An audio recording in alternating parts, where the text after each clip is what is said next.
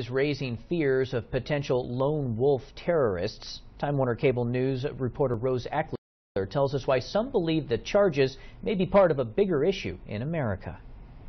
The recent arrest of Rochester resident Mufid Elfgeeh raises many questions about the security of our country.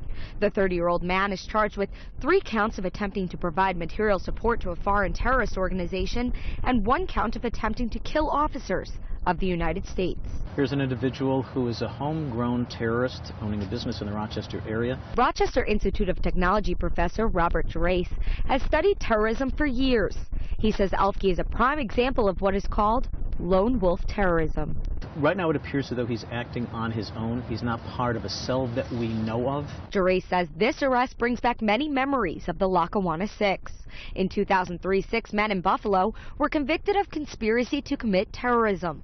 Authorities say they were part of a sleeper cell, a group of terrorist agents who remained inactive until called on to commit an act of terrorism. Social media, which is promoting the use of terrorism and also providing the recipe for making bombs in your own kitchen. So yes, I think this is an extremely dangerous precedent. No, I think it's a movement, jihadist movement. Gerace says since 9/11, the country is doing a great job protecting airports, but there are also many other soft targets that are not protected. He says these are places like subways, trains, and shopping malls.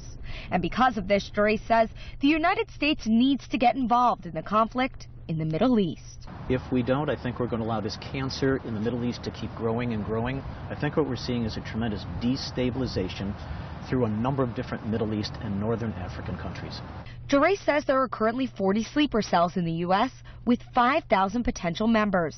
He doesn't see an end in sight in the fight against terrorism. See this going on literally for years. It is low cost and high impact. So you can put together a suitcase bomb or a backpack bomb for probably $85 and a chunk of C4 explosive. That's pretty low cost. Setting that off in certain targets, I think is very high impact. In Rochester, Rose Eckler, Time Warner Cable News.